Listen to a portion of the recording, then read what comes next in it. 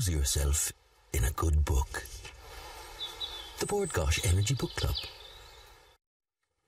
Now, the award-winning TV series Moon Boy began in 2010 as a comedy short, which led on to a 6-part series for Sky One. Not content with just having 3 series of the show, Moon Boy has also entered the literary world. In the second Moon Boy book, the fish detective Martin Moon goes undercover to find out what fishy business is going on with Francie Feely's fishmongers. Actor and writer Chris O'Dowd and scriptwriter Nick V. Murphy join us now to tell us more. Good morning, lads. Hey, good morning. Welcome back. Pleasure to have you here. Nick, I'm going to come to you first. Yeah. Tell us about the fish detective. Well, this follows right on from the first book. We did the Blunder Years, Moon Boy the Blunder Years, and this one picks up right after it. And it kind of leads up to Christmas time in 1989, and it kind of takes place around the fall of the Berlin Wall and that kind of backdrop. And Martin is also busting down his back garden wall to get a shortcut to school. And so there's serious political undertones is what you're saying. There is, yeah. Okay, yeah. And he basically wants to infiltrate the factory to find out what Francie Feely is up to. Yeah. Oh, why does he want to do this? They're producing very cheap fish. And he goes to work for his relative, his auntie, He's gone to work for his best friend's auntie, Bridget Cross, in the local butcher shop, because he wants to buy a Game Boy for Christmas for himself. And she's been kind of put out of business by the fish shop across the road, which is producing beautifully manicured mackerel and the like, and they don't understand why they can do it. It's like a really, like a low-rent Willy Wonka's chocolate factory where they don't understand how they're doing it. For all fish, of this, not so sexy. Yeah, exactly. There's, you know, nobody, they can't see anybody going in or anybody coming out, but all of this fish is being produced, so he goes undercover as a fish detective. Da, da, da. That's right. And are we allowed to find out what he discovers? You have to read the book. Yeah, he discovers that there's a whole bunch of secret workers there that Francie is employing. Kind of like Oompa Loompa style. Yeah. Kind of, but Brazilians. Yeah. Okay. Just normal Brazilians. But there's a bit of a social commentary, I suppose, going on in the play. Or in the it's book. a parable about the macroeconomics that's ruining the world, isn't it? I guess so. I don't know if that was our aim. That's what it says on the cover, actually. That's right. I was surprised that they put macroeconomics on there.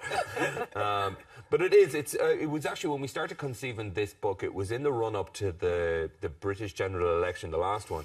And it felt like everybody that was up for election was talking about how terrible immigrants were. And there didn't seem to be... It's weird now that it's come along and it's even more in the news. But as 2 very proud immigrants, we were like, why is everybody being so horrible about us? So we thought it would be interesting to talk about that a bit. And also, there's a town in Galway. Yeah, Gort, isn't it? Gort, yeah. Gort, where there is a huge Brazilian population. That's true. Yeah. So we keep hoping they're going to produce a generation of footballers, and we might actually make a competition. Qualify for one. The last time we met you, Chris, you were just about to become a daddy. Yeah. So did you become a daddy during the making of this book? Yes, I think actually the book is probably dedicated to. I think he popped out about chapter 6. I think that's right. Yeah. It was. You can tell that. From then on in, for the rest of the book, there's a lot of spelling mistakes driven by tiredness. But yeah, we both actually had a son while we were writing. Congratulations, both. The whole basis of this, you're kind of mining both your childhoods, okay? And let's face it, you know, all people who are seriously good at comedy and fantasy writing are very much in touch with their kind of inner child. That's part and parcel of the gift. But when you have your own child, then there's another reality dawns on you. So how much of becoming a father informed this, or did it change it at all? I don't know if we were far enough down the line with it that it kind of You were informed just us. really tired. Yeah, we were really tired. It changed everything in that I probably stopped working as much and I could kind of concentrate on doing the book. I decided to not really do many films or stuff this year so I could hang out and do some writing and hang out with the baby. And my wife's been working, so it's just kind of me and him most of the time. How are you enjoying being a daddy? I love it, yeah. Has it changed things? People say it changes your perspective on life, etc. It changes my perspective on sleep, for sure. I don't know if I'm thinking about it widely enough yet to...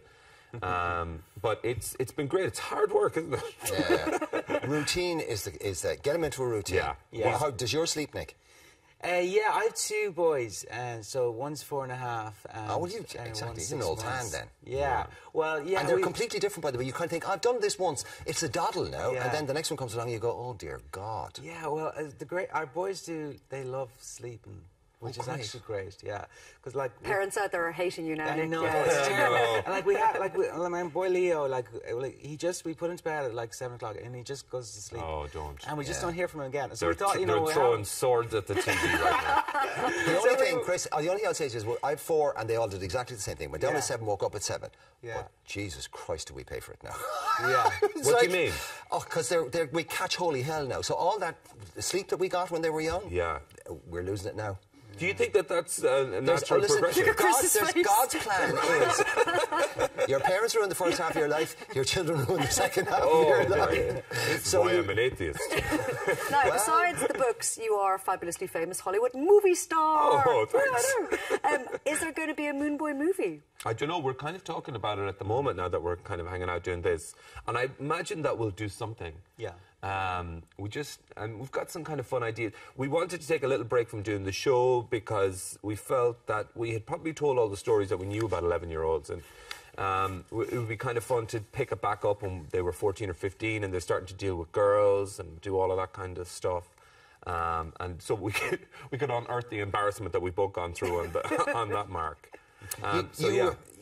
There was supposed to be an American TV series, wasn't there? Yeah, which we're still kind of working on as well. At this time, it's really just about trying to pick things that you want to do. Great to be in that position, guys, to pick and choose, isn't it? Happy days. Speaking of things you chose you wanted to do, you did the Lance Armstrong movie, which is just coming out. Is it this week? This week, probably, yeah. Okay.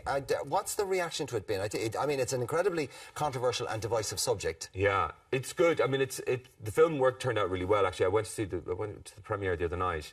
And he's a fantastic character, Lance Armstrong, because he's just such a perfect anti-hero. You know, he kind of raised $500 million for cancer charities, but he's also a cheat and manipulative and vindictive and all those kind of things that you want in a fully rounded... But of course, you play the sort of the source of light and truth and purity, Mr. Walsh, don't you? As always. As always, yeah. Yeah, I played David Walsh, who's he was the guy who was chasing the story for the Sunday Times for so long. For years and years and years, yeah. And, you know, in the face of real disrepute, you know, people thought that he was being an egomaniac to suggest that Lance Armstrong was cheating. So a lot of responsibility to play a man with that much integrity, Chris. Did you kind of go, ooh, how am I going to nail this? Yeah. As an actor, you know, I mean, it's a difficult thing, without making him seem like he's a saint or something. Well, that's it, you know, without that, because that, in a way, it would be easy to, because he has got so much integrity that you don't want him to be too nice or whatever. But he wanted me to do it, so I kind of felt a little less pressure on that regard. I read a piece by him, actually, about your portrayal as him, which he said was quite surreal to watch. Yeah. But he was thrilled. I think he was just happy that I was tall. Because he's not, actually. No. And you look nothing like Nick, because in your mind, was Moonboy always going to be a comedy, or was it a fantasy, or was it Flann O'Brien on television, or what was it?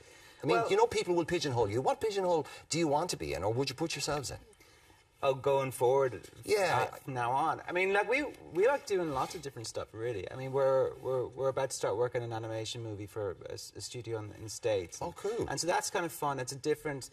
It feels like a natural progression from Moonboy. You know, it's a family movie and comedy, and we love writing comedy. We have a lot of fun doing that. But we're also interested in writing dramas and stuff as well. So we should give a shout out to the guy who did the illustrations for this, because they're fantastic. I'll let you do the shout out because his name is... Well, I was hoping you would, because I don't know how to pronounce it. Walter. Go on, Walter. I think Giampaglia? Giampaglia. Yeah. There Just you say go. it with You just have to Italian commit lilt to in your the voice. accent, I think, and then it sounds convincing. I do love the little explanations for certain words that you put in here, some of your definitions, and I'm really hoping that you will do a Moonboy dictionary. Coming next Christmas. Coming next Christmas, I would love to see it.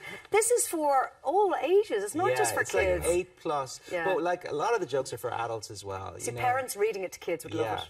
Well, the whole point is it's bought for the kids, but the parents steal it. I think that's it, yeah. That's what we've been actually hearing a lot of Yeah, a lot of the kids are getting very dog-eared copies that they think are new copies of the books in their And parents. as the New York Times says, wildly entertaining. If you miss out on this straight-up crack, you are a gombeen of the highest order. That's pretty good. As the New York Times says, apparently. My 11-year-old daughter took the copy that you signed for us the last time, which she was delighted by, went up to her room and it hasn't been seen since. Oh, that's That great. means you've got to With sign her another life, one. yeah. Is she okay? She's great. Well, I'll tell you in a couple of years. Yeah, sure. Listen, Chris thank you very much O'Dowd indeed. and Nick V. Yeah, Murphy, thanks for having us, Moonboy the guys. Fish Detective, out now. So, how would you like to be with the chance of winning a book club goodie bag and a Versus tablet? All you have to do is send us in your 50-word reviews of any of our book club choices this month. Get them into us by Friday, the 30th of October. To enter, you can email them to irelandam@tv3.ie or post them to Bord Gáis Energy Book Club, TV3, Westgate Business Park, Ballyman, Dublin 24.